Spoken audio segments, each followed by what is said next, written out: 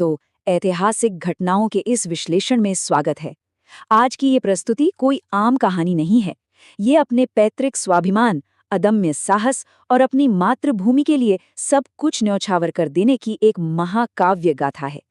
जरा सोचिए उस दौर के बारे में जब तलवारों की खनक और योद्धाओं की हुंकार ने इतिहास की धारा को हमेशा के लिए बदल कर रख दिया था।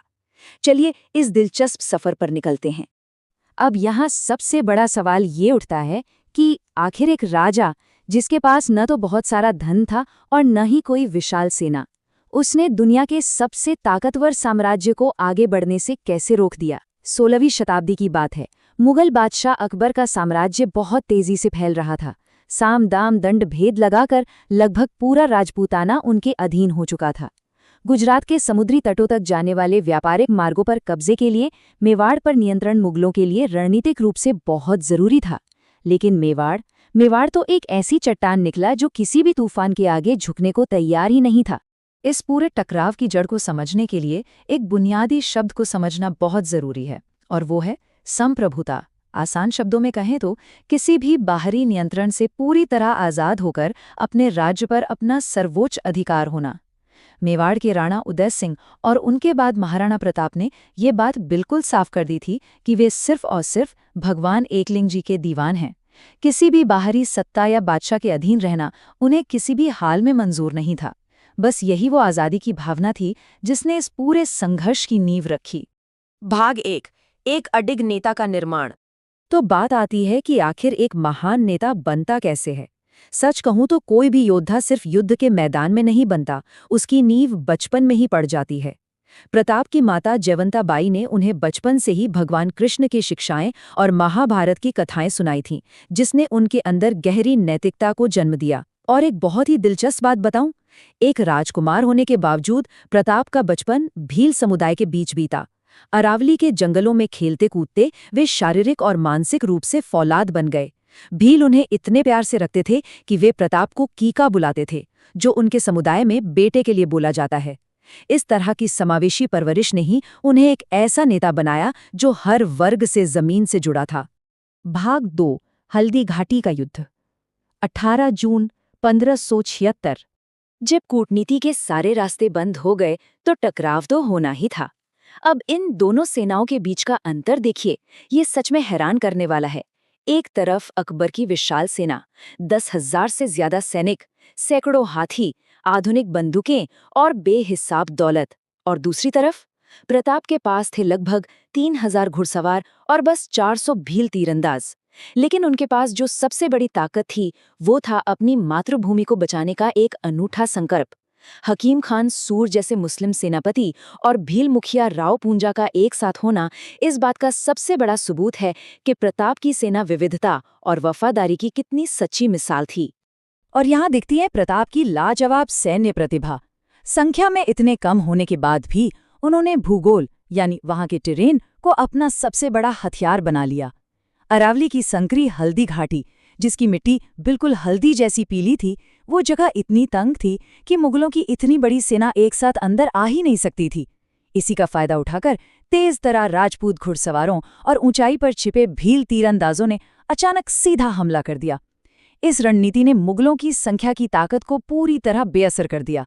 ये माउंटेन वॉरफेयर का एक एकदम सटीक उदाहरण है। भाग 3, वफादारी और परम बलिदान। युद्ध सिर्फ तलवारों और रणनीतियों से नहीं जीते जाते, वे जज्बात और असीमित बलिदानों पर भी टिके होते हैं।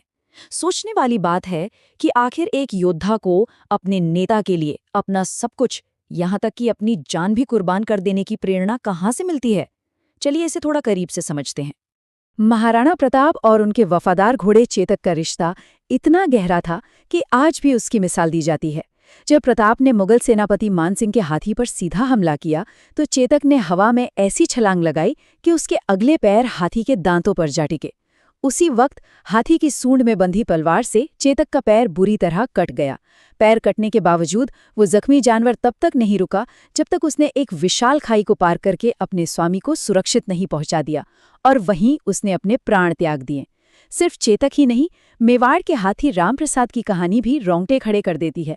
मुगलों द्वारा पकड़े जाने के बाद रामप्रसाद ने उनका दिया हुआ खाना पानी 18 दिनों तक नहीं छुआ और भूखा रहकर अपनी जान दे दी। युद्धभूमि में वफादारी का एक और बेहद भावुक किस्सा तब देखने को मिला जब महाराणा प्रताप चारों तरफ से घिर गए थे। मेवाड़ के भविष्य को सुरक्षित रखने के लिए उनके सेनापति झाला मानसिंह ने प्रताप का शाही छत्र और मुकुट खुद पहन लिया। मुगलों को लगा कि झाला मानसिंह ही प्रताप हैं। झाला मानसिंह ये अच्छी तरह जानते थे कि अब उनका बचना नामुमकिन है, फिर भी उन्होंने मौत को गले लगा लिया। कर्तव्य और निष्ठा को अपनी जिंदगी से ऊपर रखने का इससे बड़ा उदाहरण और क्या हो सकता है। भाग 4 छापामार युद्ध और विजय। हल्दी घाटी के मैदान में जो हुआ वो अंत नहीं था। अब समय था आक्रामक रुख अपनाने का। इसे हम छापामार या गुरिल्ला युद्ध कहते हैं। इसमें छोटे और चुस्त समूह अचानक से बड़ी सेना पर हमला करते हैं और तेजी से छिप जाते हैं। यहाँ भील समुदाय ने सबसे अहम भूमिका निभाई। अरावली के चप्पे चप्पे से वाकिफ भीलों ने प्रताप की गुप्त आपूर्ति श्रृंखलाएं यानी हिडन सप्लाई लाइंस को बरकरार रखा और मुगलों के रास्तों को रोक दिया। नतीजा ये हुआ कि मुगलों की इतनी विशाल सेना उन्हीं पहाड़ियों में कैद होकर रह गई। इन सब के बीच सेना को फिर से खड़ा करने के लिए बहुत धन की जरूरत थी और तब आगे आए प्रताप की बचपन के मित्र भामाशाह। उन्होंने अपनी पूरी जिंदगी की कमाई, अपनी सारी दौलत प्रताप के चरणों में लाकर रख दी। ये कोई छोटी बात नहीं थी।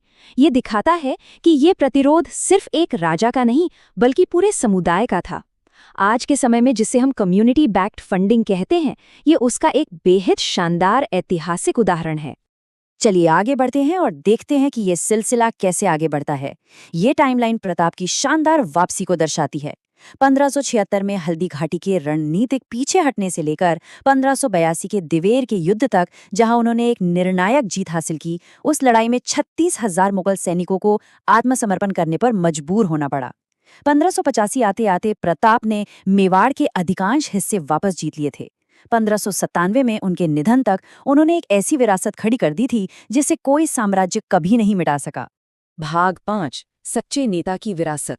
इतिहास कभी भी सिर्फ तारीखों के बारे में नहीं होता, वो आज के लिए एक मार्गदर्शक है। अगर हम आज के नज़रिए से देखें तो महाराणा प्रताप के सफ़र से हमें बेहतरीन लीडरशिप के कई सबक मिलते हैं। एक निस्वार्थ मार्गदर्शक के रूप में उन्होंने समाज के हर वर्ग, चाहे वो भील हों, राजपूत हों या अफगान, सबको एक साथ जोड़ा। सीमित संसाधनों में भूगोल का एकदम सही इस्तेमाल करना और अपने व्यक्तिगत आराम से ज्यादा एक बड़े नैतिक उद्देश्य को प्राथमिकता देना, ये आज के मॉडर्न मैनेजमेंट और टीम बिल्डिंग के लिए बिल्कुल सटीक सबक हैं। और इस विरासत को जिंदा किसने रखा? इसे जिंदा रखा मेवाड़ की आम जनता ने। भील जनजातियों और स्थानीय चारण भाटों के गाए जाने वाले लोकगीत और मौखिक परंपराएं आज भी उन ऐतिहासिक बलिदानों की कहानियां सुनाती हैं। आम लोगों के इस गहरे जुड़ाव के कारण ही ये सिर्फ एक राजा की जीत नहीं, बल्कि एक आधुनिक राष्ट्रीय पहचान और गर्व का अटूट हिस्सा बन गया है। महान कवि दुर्सा आढ़ा के ये शब्द सुनिए, ये सच में दिल को छू लेते हैं। ऐसा कहा जाता है कि जब लाहौर के दरबार में महाराणा प्रताप के निधन की खबर पहुंची तो उनके सबसे बड़े दुश्मन मुगल बादशाह अकबर का सिर भी सम्मान में झुक गया और उसकी आंखों से भी आंसू छलक पड़े। जरा सोचिए, आपकी सत्यनिष्ठा और आपका चरित्र वो ताकत है जो आपके सबसे कट्टर दुश्मन से भी आपके लिए सम्मान हासिल कर ही लेती है। तो इस पूरी प्रस्तुति के अंत में एक बहुत ही गहरा विचार हम सबके सामने आता है। इतिहास ने हमेशा जीतने वाली तलवारों से ज्यादा उस अडिग भावना और हौसले को याद रखा है जो कभी टूटता नहीं। महाराणा प्रताप का जीवन हमें यही सिखाता है। तो आज के दौर में जब हम अपने जीवन में आगे बढ़ रहे हैं, तो हम अपने मूल्यों और अपने समाज के लिए किस तरह की विरासत का निर्माण कर रहे हैं, इस पर विचार जरूर कीजिएगा। हमें पूरी उम्मीद है कि इतिहास के पन्नों से निकला ये विश्लेषण आपको हमेशा याद रहेगा।